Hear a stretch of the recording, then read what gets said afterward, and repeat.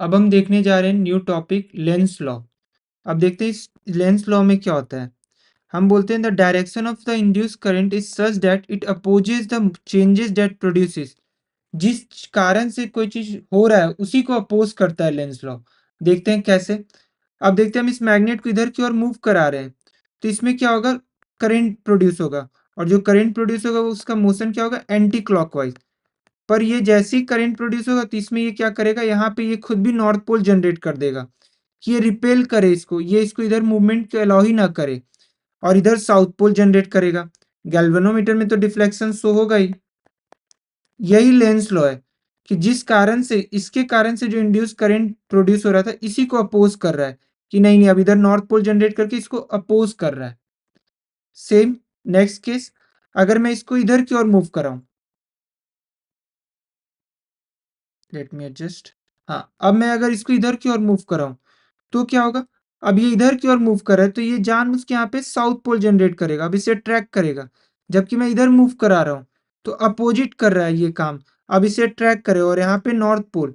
अब इस टाइम पे क्या होगा, क्लॉकवाइज आपका करंट का डायरेक्शन होगा।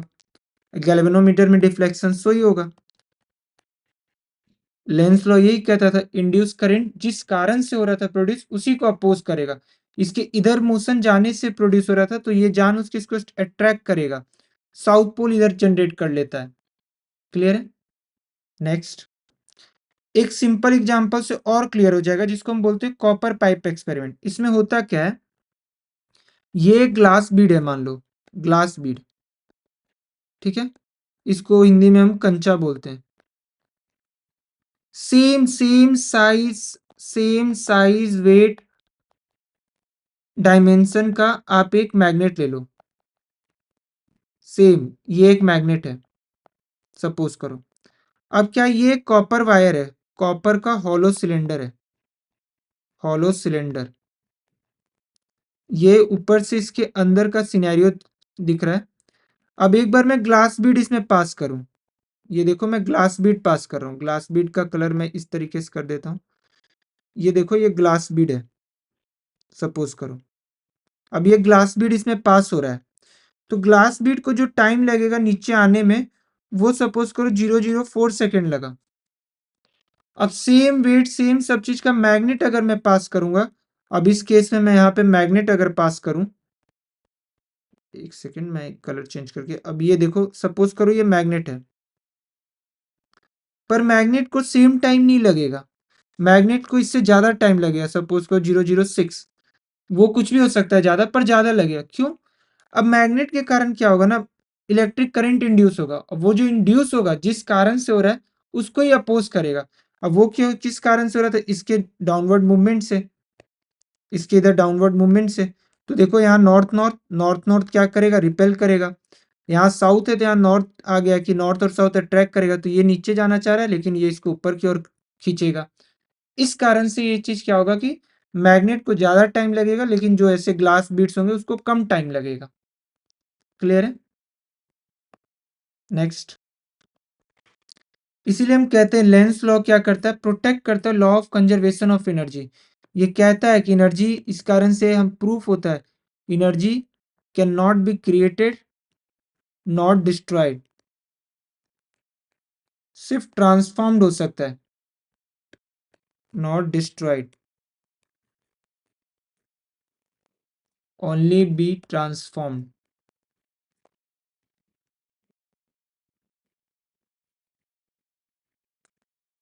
अब देखते हैं इलेक्ट्रोमैग्नेटिक,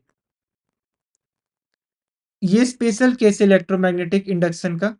इसमें हम लोग क्या देखते हैं, हम कोई मैग्नेट नहीं रख रहे हैं, दो क्वाइल ही रख रहे हैं। एक क्वाइल ये है C1, सपोज करो ये C1, और एक क्वाइल ये है C2, where there is no magnet, only two coil place side by side. अब होता क्या है, हम इसमें करंट करंट प्रोड्यूस करते हैं।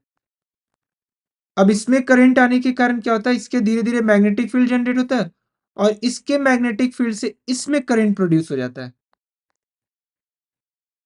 और ये डिफ्लेक्शन शो करने लगता है। और यही हम स्विच ऑन एंड ऑफ करते रहे तो हमें क्या मिलेगा, अल्टरनेटिंग करंट।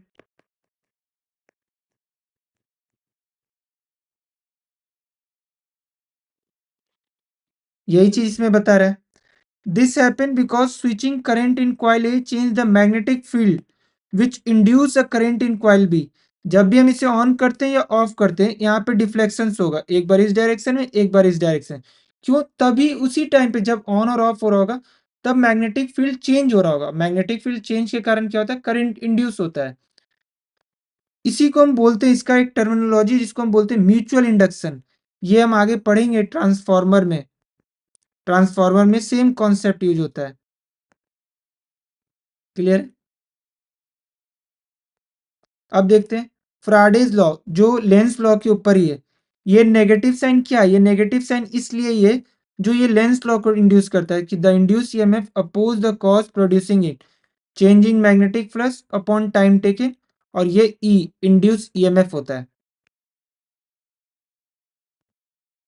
क्लियर है?